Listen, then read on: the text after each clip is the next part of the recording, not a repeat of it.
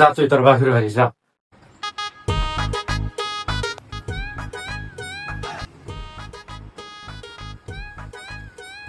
ও বাবু, তোর কাকি ঘরে রেখেছে। কাকা কাকি নতুন কাপড় পিনতে কোনে জানি গেছে, তোমার থালি বাসন করে দিয়া ভাত করে রান্ধতে থুবার গেছে। কি আমারে ভাত রাইন্দা তুই বের কইছে? আজকে বাইক তাই নই কো আরে মজা নমনি। কি হইছে বাইতে তোর রাগারাগি কে? কি হইছে না? তুই আগে কোনে গেছিলি হেডা আগে কইনু। আমি আবার কোন যামু শপিং করবার গেছিলাম। ওই তুই যে শপিং করবার গেছিলি, আমি যে হারাটা দিন রইতে পুরে কাম করে আইলাম, আর তুই বাবুর ঠিক হয়ে যাস ভাত রাইন্দা তুইবেন নিকে। তোর কি বরাদ্দ হইলো না আমার যে খিদা লাগছে?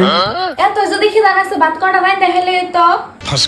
আমার মুখের উপরে তক্ক করস না, যা তুই তোর বাপের বাড়িতে যা যা। কি বাপের বাড়িতে যাও এত সস্তা? টেহা যে 2 লাখ টেহা আইনা থুইছো হেডে আগে দিয়ে নাও, তারপরে বাপের বাড়িতে যামনি। তোর 2 লাখ টাকা হাইতো লাগে।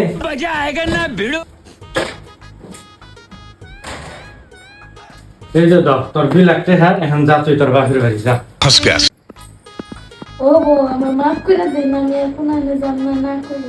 বাবু আজকের মতন মাফ করে দিলাম, আর কোনোদিন আমার কাছে না হইলে কোনখানে যাইবা না। প্রিয় দর্শক, আমার নাগাল ভুল আনেরা করুন না জানি, আর জেনে যায় স্বামীর কাছে সবসময় শুনে যাবেন। আর ভিডিওটা যদি আপনার কাছে ভালো লাগে থাকে লাইক করবেন, কমেন্ট করবেন আর প্রচুর শেয়ার করে দিবেন।